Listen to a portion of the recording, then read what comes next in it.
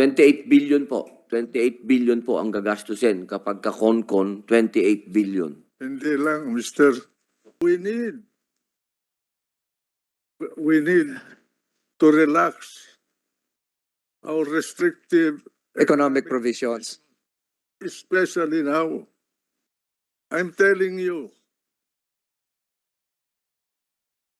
globalization is going to collapse. Kaya ako ganito, mahal ko itong bayan ko, pinaglaban ko ito. Bata pa ako, lumaban na kami na sa mga Hapon.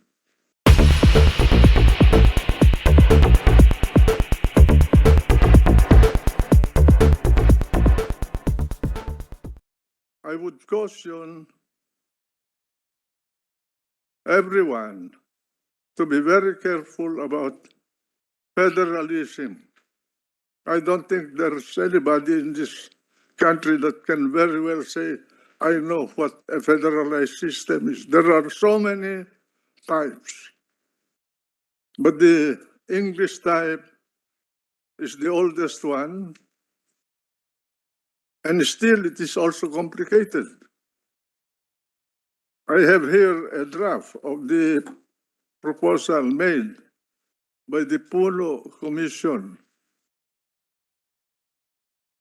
And I submitted this material with all my observations to the previous administration. And that is why they became quiet about it. It is expensive, which we cannot, which the economy of this country at this time cannot afford, and complicated because all the emerging proposed states to form a federalized form of government are not equal in God's gift. Some are well blessed, others are less blessed by God. Some are landlocked, some are not unified, their people cannot be united, and it might end up in the breakup of the unity of our country. Ako po, meron pong mga nagsasabi na nung nakausap po namin ang isang Foreign Chamber of Commerce, ang sabi niya, bakit hindi na lang nyo i-delete yaang sa Constitution, i-delete na lang ninyo yung economic provision? Pwede po ba yun?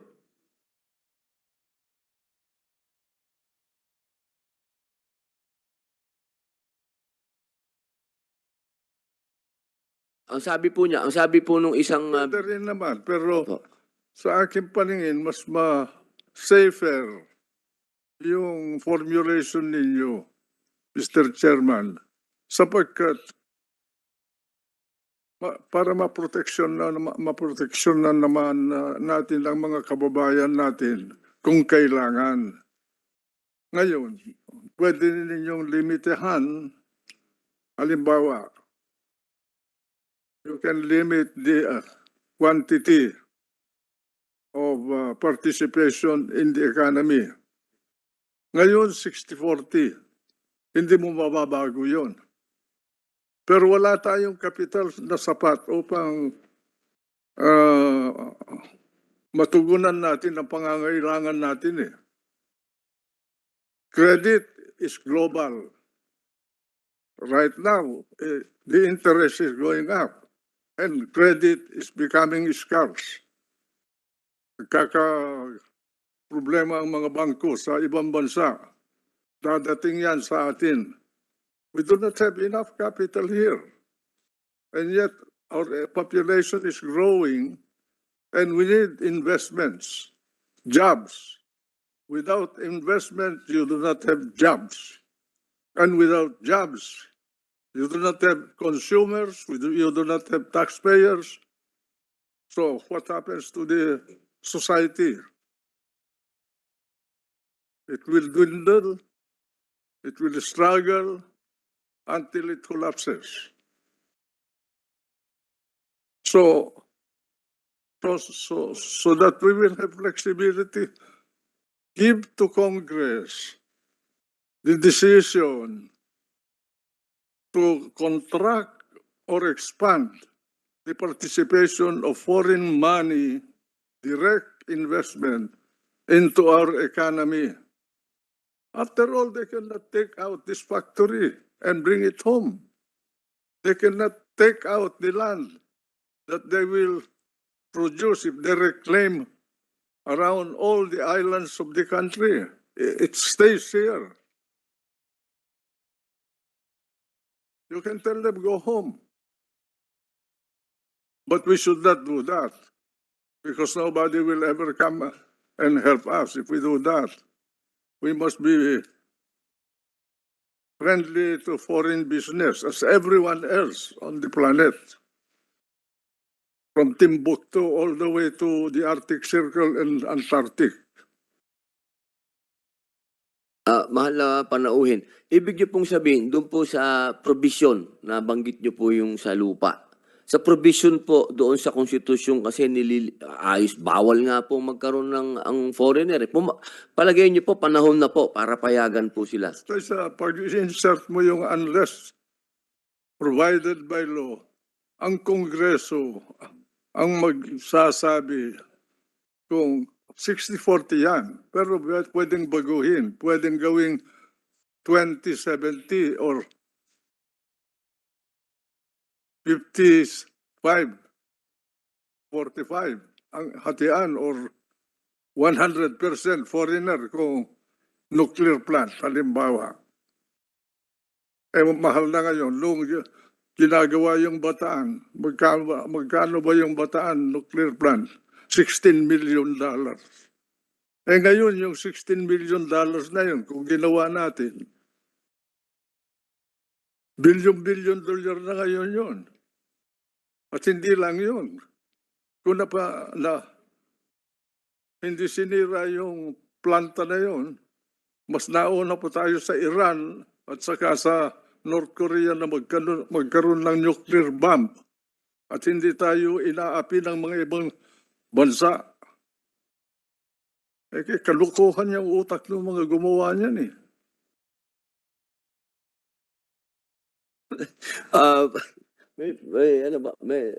Meron po kayong mahal na panahon. Meron po kasing maliit na diskusyon ang nangyayari patungkol po sa sabi po ng ilang mga abogado, hindi daw po constitutional yung mga ginawang batas nung 18th Congress patungkol po halimbawa katulad po noong Public Service Act. Ang sinasabi po daw po kasi doon na ito daw po ay bumangga sa konstitusyon. Ang sabi po ng mga abogado na nag-file sa Supreme Court, ang sabi nila, hindi pwedeng manaig ang saligang batas, ang normal na batas sa saligang batas. Dahil ang saligang batas, pinakamataas yan. Yun daw pong Public Service Act, dinefine niya yung sinasabi ng saligang batas. Sa saligang batas, 60-40. Pero yung Public Service Act, ginawa po niyang pwedeng maging 100% ownership. Hindi pwede yun, Mr. Chair. Kung sinabi ng saligang batas 60-40, hindi mo mababago yun. Pero kung sinabi ng saligang batas 60-40 unless otherwise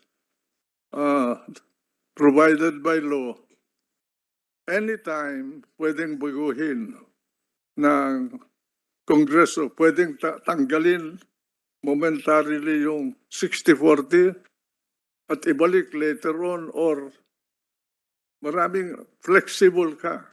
Flexible. At magmamando ang Kongreso as it should be. Of course, with with the advice and consent of the President. Always. There must be, although the three branches of government are supposed to be separate and independent from one another, they must also be coordinate. They must coordinate not for themselves but for the country and her people. Paano po yun, mahal naming panauhin? Naglabas na po ng IRR ang ako,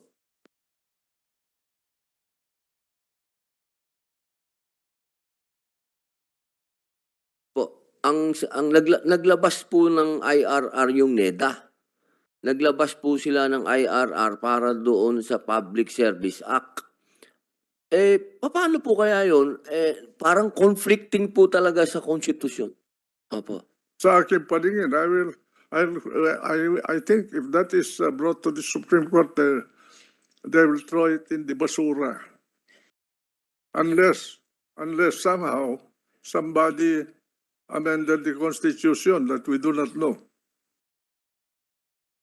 The Constitution is the ultimate legal organ of our society.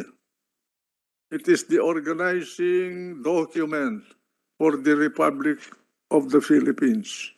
And you cannot modify it unless you go through Conass or Concon or People's Initiative. Yung People's Initiative, tingi-tingi yun eh. Kung major revision, you need a constitutional convention. But itong mga panukala na pinag-uusapan ngayon eh, ano ba komplikado no unless otherwise provided by law? Even a first year law student will understand that. Maganda po yung punto po ninyo, mahal naming panauhin doon po sa kanina po bago po kayo doon po sa inyong panimulang salita. Ang linaw po ng sinabi ninyo na ang Supreme Court lang po ang pwedeng mag-interpret ng batas. Kahit na ang Supreme Court ang interpreter, they cannot go beyond the limitations provided by the Constitution. Hindi open-end dyan eh. Ang powers, there's always a red line. Ang function po, opo. Presidente, Commander-in-Chief provision, tinanggal nila yung eminent, ano yun? Yung phrase na yun. War, invasion, rebellion, insurrection, or eminent thereof. Yung eminent thereof, tinanggal nila. Gusto ninyo ipasok, dapat lang. Dahil kung may darating na gera, hindi ka magagalaw. Antayin mo na nandyan na sa mga karagatan natin at sasalakayin na tayo bago gumalaw yung Commander-in-Chief. Hindi pwede yun eh. Kung rebellion, nakikita mo na siya na may armado na grupo na lalaban sa gobyerno, hindi ka makagalaw hanggang magputukan. Pag nagputukan na, talo na yung gobyerno. Kaya binigay yung power of the President to declare martial law for an eminent condition of war, rebellion, or insurrection. Para paghandaan ka agad. Para walang dadanak na dugo. Hindi ko maintindihan yung mga gumawa ng saligang batas natin eh. Opo, yung nabanggit niyo po, mahal naming panauhin, ito po yung nasa 1987 na constitution din po na binago po nila yung patungkol po sa pagdideklara ng martial law. Tinanggal po nila yung imminent danger. Yun po yung binabanggit ng ating mahal na panauhin na ito po talaga isa sa mga kailangan po talaga na maamenda sa konstitusyon, lalong-lalo na po sa nangyayaring sitwasyon ngayon sa buong mundo na napaka-alanganin po talaga. Ito po yung panahon talaga na ang buong mundo ay hindi lamang po sa Asia, no, pati po sa Europa. Nakikita po natin ngayon 'yan na nagkakaroon po ng mga digmaan doon. At talaga pong dapat din po talagang harapin yung sinasabi po ng ating mahal na panauhin patungkol po dito sa function ng Commander-in-Chief. Balikan ko lang po yung kanina, mahal na panauhin.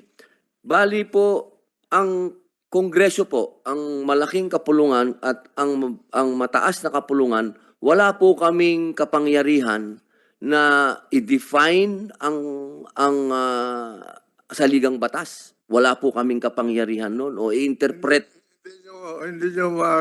Hindi kayo maaring gumawa ng batas to interpret the Constitution. Pwede na gawin ninyo yun. Pero pag inakyat nila, mag-file ng case at iakyat sa Korte Suprema, ibabasura nila yun. Kung wala, pwede wandar. But at a certain point in time, somebody will file a case. And that will be declared void. Because you cannot modify the Constitution. The executive and the legislative cannot modify the Constitution. Maybe the Supreme Court can interpret a provision of the Constitution and that will become a part of our legal system, yung decision na yun. But only to interpret a provision of the Constitution. They cannot modify it by way of amending it.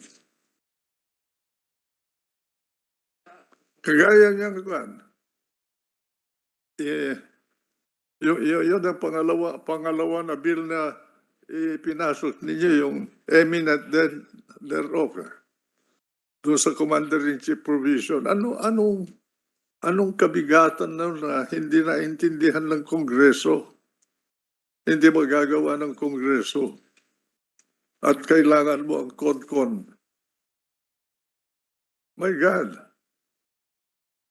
For such a small clause, to spend billions to change it is foolish.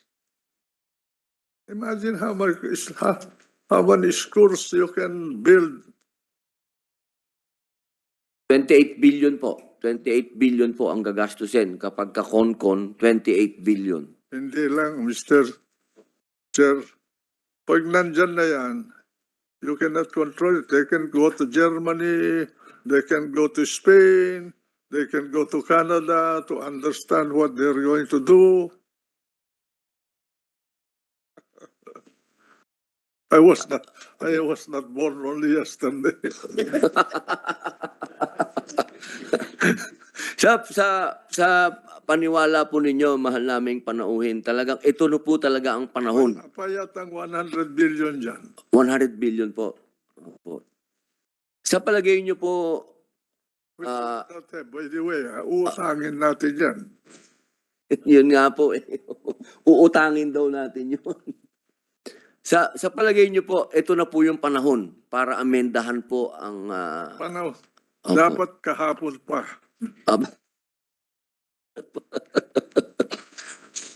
Alam mo, Mr. Chair, yung economic provision, very important yan eh. Sino ba talaga ang gusto nating tulungan? That's economic provision na yan. Yung mga mayayaman, I'm not against the rich, ano? They can protect themselves. But because of that 60-40, they monopolize the business in the country. So they can control the amount of jobs that there is. Control the market. Walang competition. But if you open up the country to foreign investment by inserting that provision, unless otherwise provided by law, you can create more jobs. You will increase the tax base of the country. You increase the consuming power of the country. It will become an attractive market for foreigners to come because the people have jobs and they have the economic power to buy.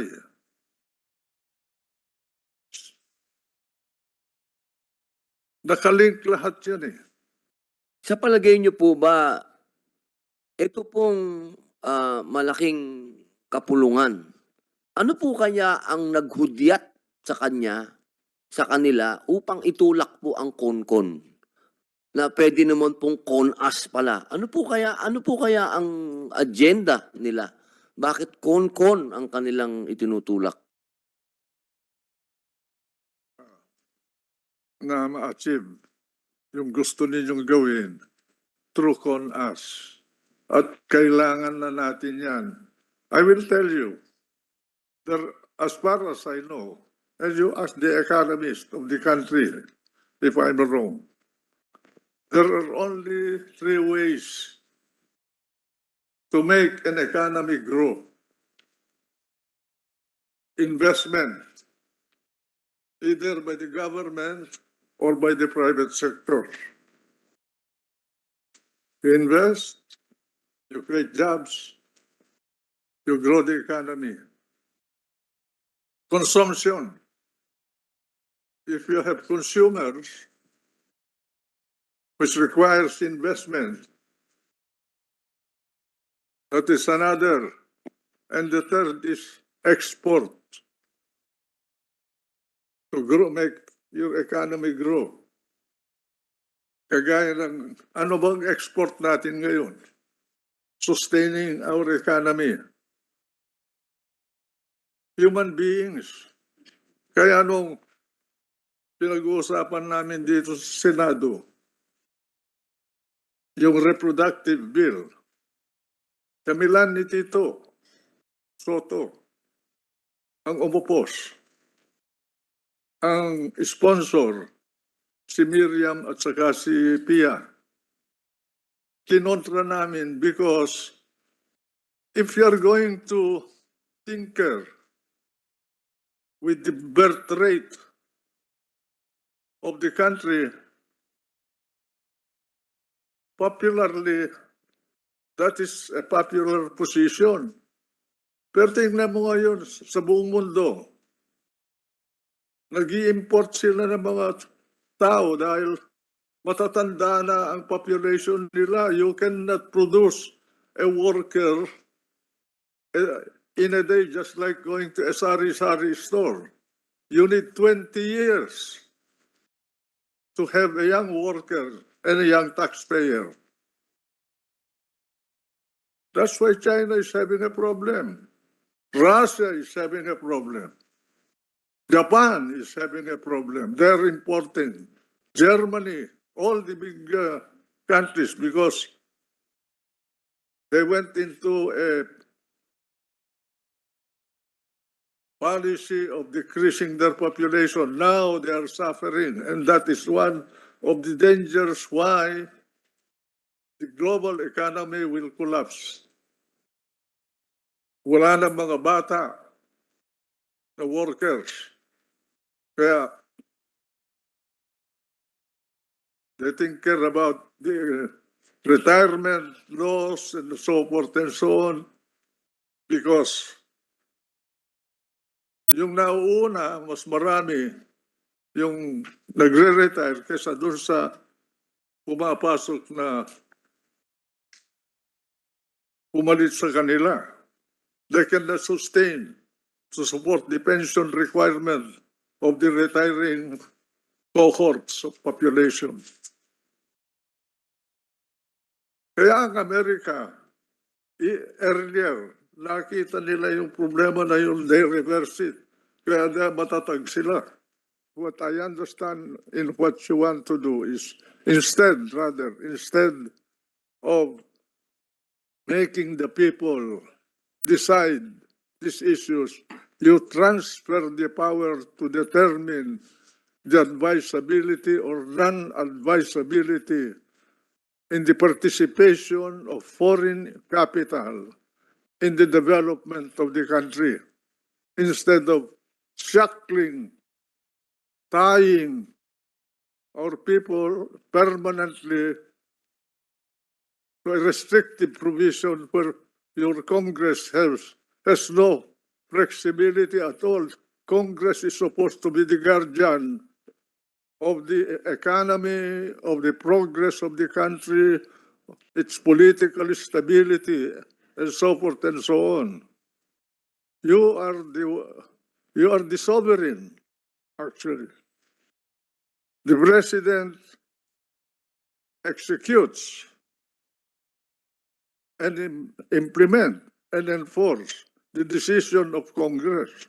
That's why I agree with your formulation that insert that provision unless otherwise provided by law, and that corrects everything. Cannot Congress debate that simple phrase such that you have to call a constitutional convention to do it? Bakit natin gagawin Concon ang pag-aamyanda ng ating saligang batas kung ang ilalagay lang natin na panibagong dagdag sa ating constitution unless otherwise provided by law?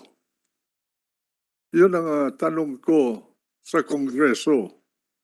Hindi ba matatalakay ng Kongreso yung clause na yun unless otherwise provided by law? You're giving yourselves the power to decide whether we like foreign businesses to own lands or to participate in public utilities like communication, power, and everything, exploration of possible mineral resources. Hindi ba kaya ng Kongreso talakayin yun? At kailangan ang ibang ahensya na gagawa noon, yung baka yung mga ihahalal mas hindi nakakaintindi. Kung hindi maintindihan ng Kongreso yung unless otherwise provided by law, ay ano pa maintindihan ninyo?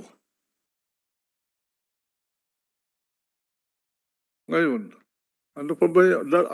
Dalawa yung bill na nakita na i-file na ninyo eh.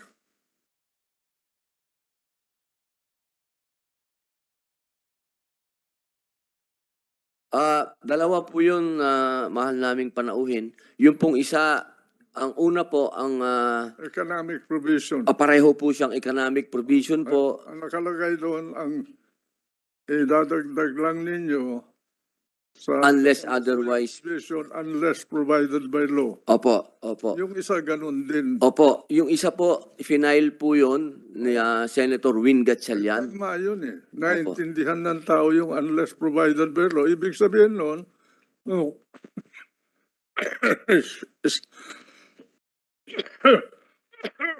Excuse me.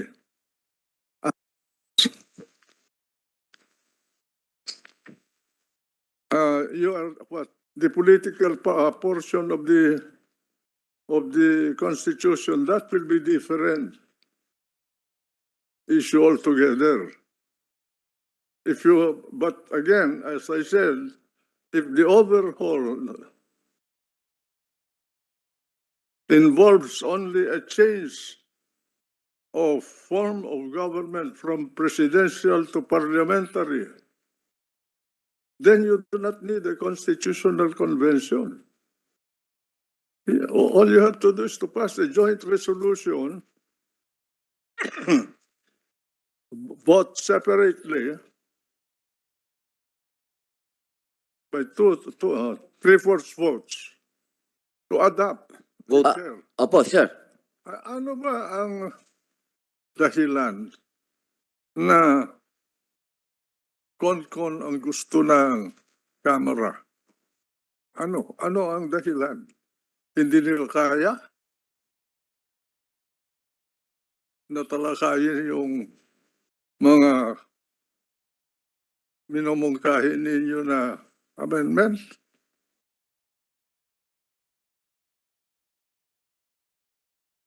Yun po sana po ang aking huling tanong.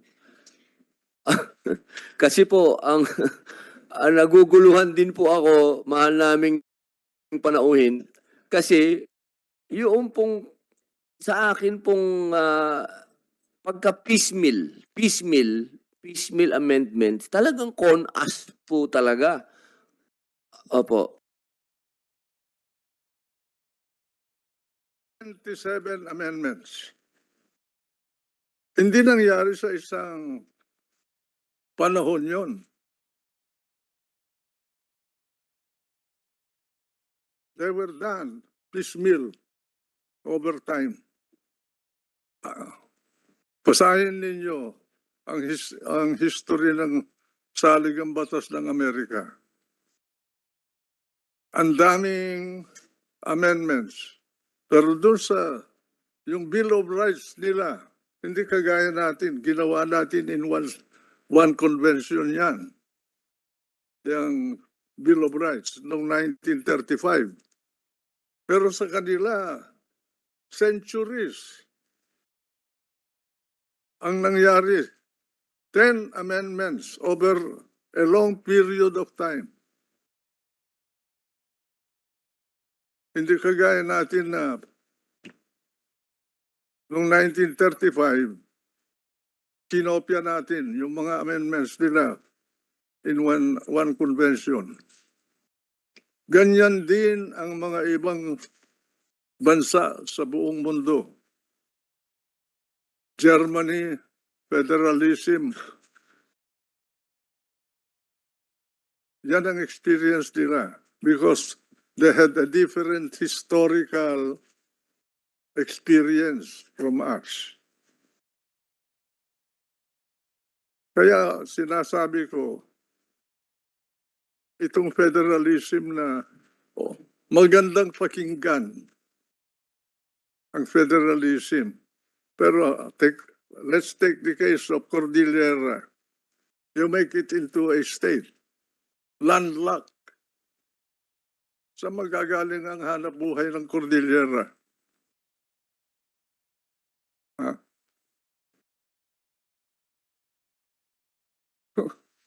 Okay sa akin kung magiging federalized tayo sapagkat my area is blessed with a valley that can support 40 million people. It has the longest and biggest river in this country. And we have a coastline and a possible port that can be converted into an international port. But how about the others? Manila, yes, because it is very developed. Cebu, maybe. Pero yung mga ibang parte ng Pilipinas, how can they become a state, autonomous and self-sufficient? We need to relax our restrictive Economic provisions. especially now. I'm telling you, globalization is going to collapse. Freedom of the seas will end. Free trade will end. Kanya-kanya yan. You have to have a navy to protect your imports and exports. Where do we get our fuel?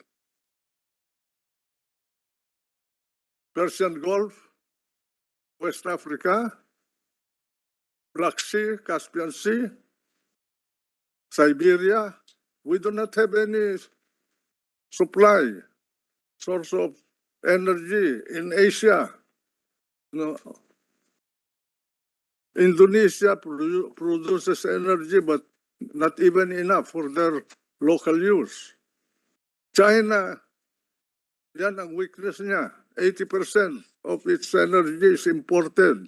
Sarhan nila yung Strait of Hormuz or Malacca. Saan kukuha ng enerhiya ang China? It imports 70% of its food. Tayo, saan natin, we do not even have enough coal. We have to import coal from Australia. Kung magkagera, saan tayo kukuha? That is why we need, if we can afford, to reverse our policy and have a nuclear plant in the country. And we tied ourselves under the 1987 Constitution by claiming that we are modern, no nuclear power. Sumunod tayo dun sa mga superpower na ayaw nila magkaroon ng nuclear. Yung mga maliliit na bansa, ngayon, hindi naman nila makontrol ng North Korea. Pakistan has its nuclear power. India, soon maybe Vietnam, soon maybe Malaysia, Indonesia, ang Pilipinas. Ano? Wala na ako rito ngayon, pero some of you are still here. And I don't want you to become slaves of other countries.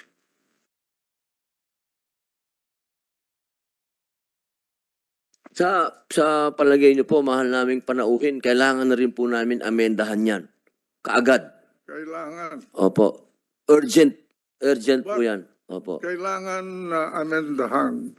Pero hindi naman go to the other extreme na open kagad. Opo. You give it to Congress the power to determine how much and when.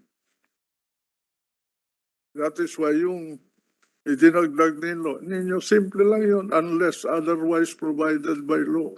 Who provides it by law? Congress. Opo. Kaya ako ganito, mahal ko itong bayan ko, pinaglaban ko ito. Bata pa ako, lumaban na kami na sa mga Hapon. Yung henerasyon namin, maraming nalagas. At inabutan kami ng panahon na lumaban walang bala. Kaya pana at bow and arrow ang ginamit namin para labanan ng mga Hapon sa bandang huli. Wala kaming baril. May baril kami noon, Springfield at saka Enfield sa umpisa. Walang carbine, wala pang garan. Kaya kami mga gerilya, karamihan, gerilyang kanin hanggang 1945 nung dumating yung supply namin ng carbine and garan. At doon ilinanding sa Banggi. Doon sa aming lugar. Pero between 1941 up to end of 1944, naubos ang bala namin. Kaya ang pinaglaban namin, dahil pinagpapatay kami ng mga Hapon, ay bow and arrow, pana. At ang mga lumaban para sa ating bayan ay yung mga aborigines natin, mga ita, ang kasama namin. Kaya huwag ninyong mamata-matahin yung mga ita na yan sapagkat mas marami sa kanilang namatay nung panahon ng gera.